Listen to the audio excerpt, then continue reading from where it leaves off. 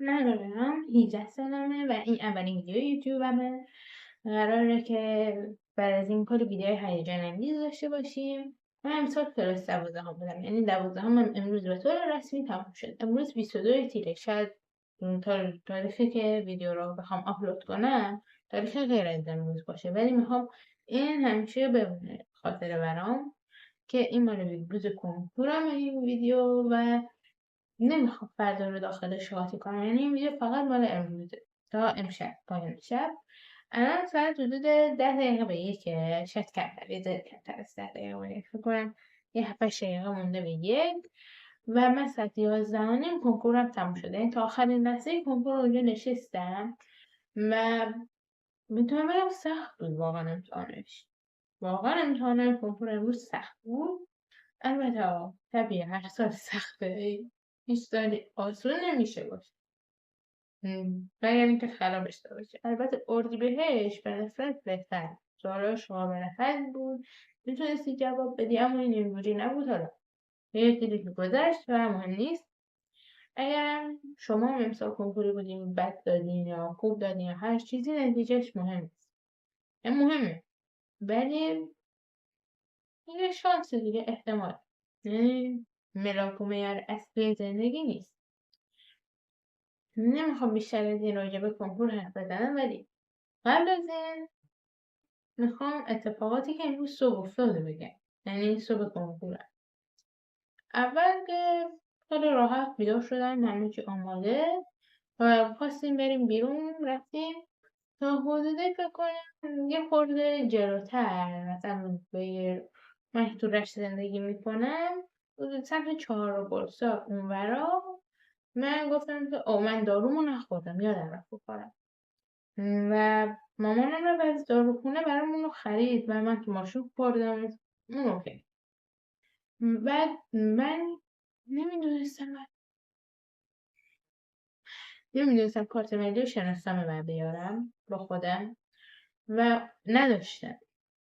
بعد همون ور دور زدیم، چرا بد میده، همون ور دور زدیم اومدیم تا خونه که بردارم و رفتیم دوباره به سمت دانشگاه و جای امتحان داشتم. میگه اونجا رفتیم کارت ملی شناسنامه اصلا هیچ نیازی نبود بهش، یعنی اصلا نگاه هم نکردن.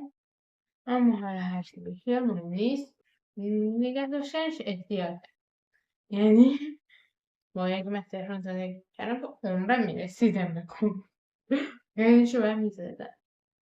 اینو بگم که اگر شما هر کنکور دارید، هر امتحان دیگه دارید، قطعا چک کنید چی میخواد، یعنی همه رو بخونه. اصلا من نخوندم، من گفتم خب اون موقع نیاز نبود این بود اونا درسته و رفتم برداشتم.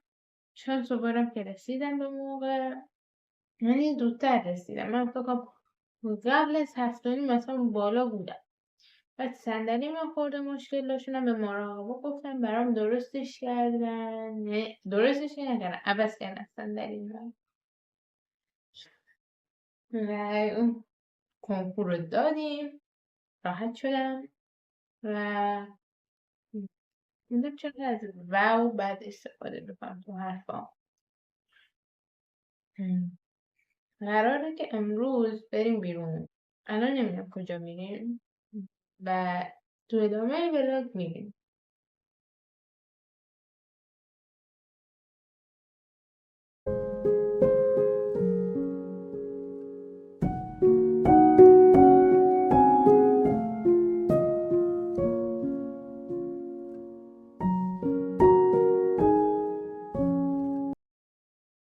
خب همینطور که میبینی این در دانشگاه گیلانه و در حال حاضر خیلی خلوت، اصلا دراش بسته است، اما صبح همینجا اصلا پر ماشین بود، اصلا پر، خیلی پر.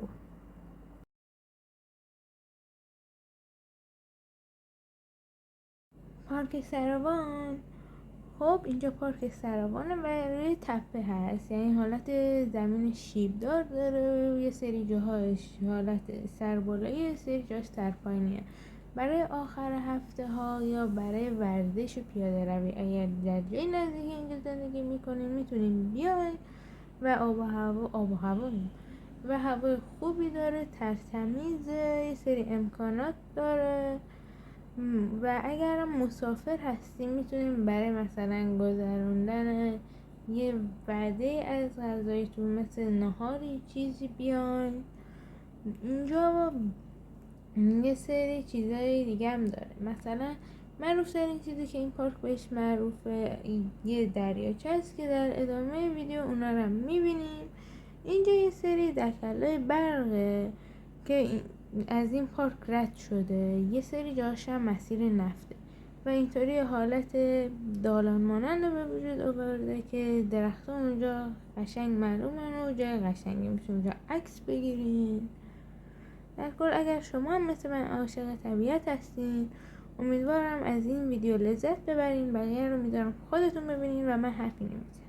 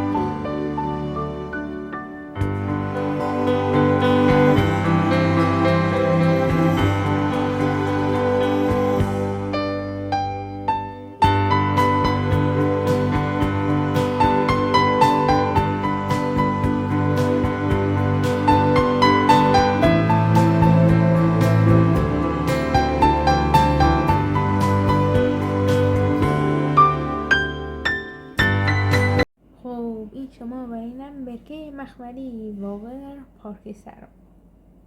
واقعا اصلا نمیدونم اصلا چی جوری روی آبم این قایقای هستن و کشتی قایق فکر کنم قایق پاوی که شکل قو دارن، اونا رو که حرکت میکنی بعدش قشنگ پشت سرش دقیقا این جلبک ها به هم میچسبن.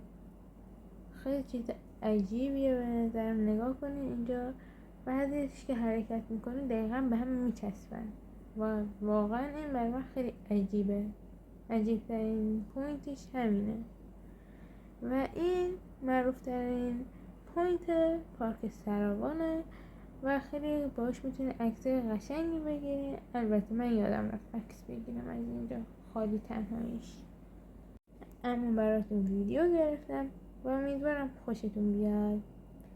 بوس تا ویدیوی دیگه، خدا حافظ.